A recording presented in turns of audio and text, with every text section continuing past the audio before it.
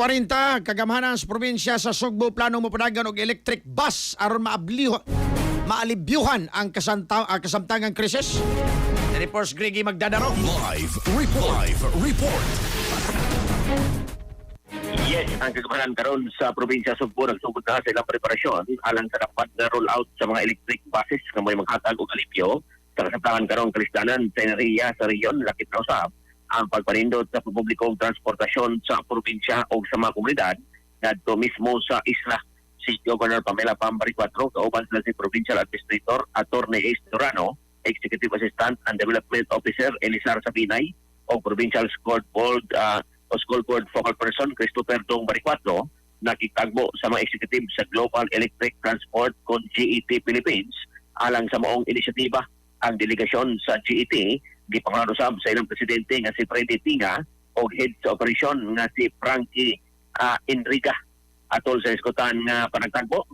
Ilag yung nagsentro sa ilahang panagtagbo o panag-istorya mo gyud ang pamaagi nga masolusyonan ang krisis karon sa enerhiya o sa ingon matagaan usab og maayong transportasyon ang mobility system diri mismo sa probinsya. Sila nagkasabot nga kinahanglan nga ligon gyud ang partisipasyon usab sa mga kooperatiba loko probinsya kalabot ning iskutan nga plano gumikan kay ilang partisipasyon mo ay maghigpit niya na makampot kining iskutan nga inisyatiba lakip sa iskutan mo usab ang pagdevelop sa financing o business model nga disenyo karon nga mahimong feasible o cooperative friendly ang naasoy nga kining plano. Target sa gamanan sa probinsya Sugbo nga maimplementar ang buong plano tadi pa matapos ang Setyembre karon nga tuig. Sa pagkaron ang kini karong plano sa kining o inisyatiba sa gamanan sa probinsya Sugbo, ang Provincial Planning and Development Office kitakdang magpreparar na og technical nga pagtuon og letter of intent nga kitakdang isumiter ngadto sa Department of Transportation kun DOTR o Department of Trade and Industry kun DTI sa di pa matapos karong semana. Konsyal, unsay kuan ani? Possible nga ruta ka sa mga electric vehicle.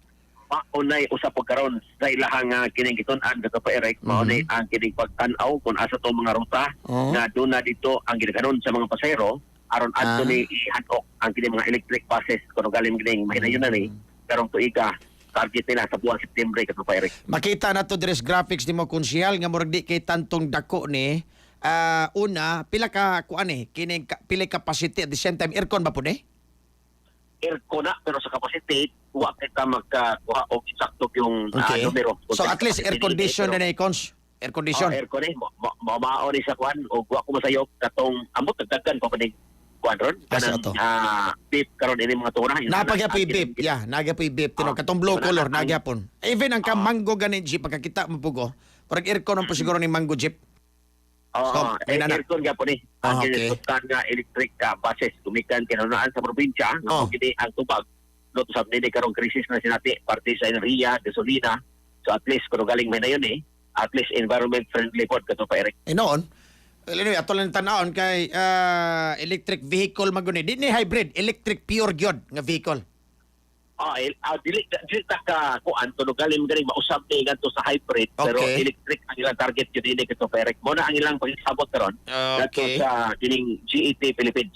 Kalabot nining partnership nila pero mo lagi kinahanglan po niko kooperasyon sa kooperatiba mga transport group nga mosulod po sila niini. Bikan kay alang po ni silang kayuhan kato pa Eric. Yeah, tinuod na.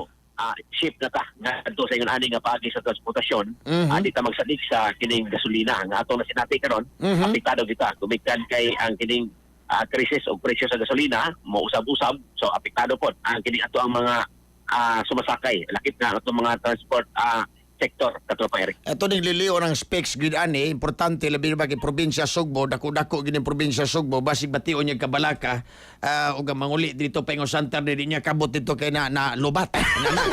So liliw na muli dito sa inyo sa Hinatilan. So basig makaabot kini dito usa man niya gikag South Pass. So abot siguro ni kay ang target ani kuan man mapadagan po dito sa isla sa Camotes o Isas Bantayan aron usab nga mas magplay po dito.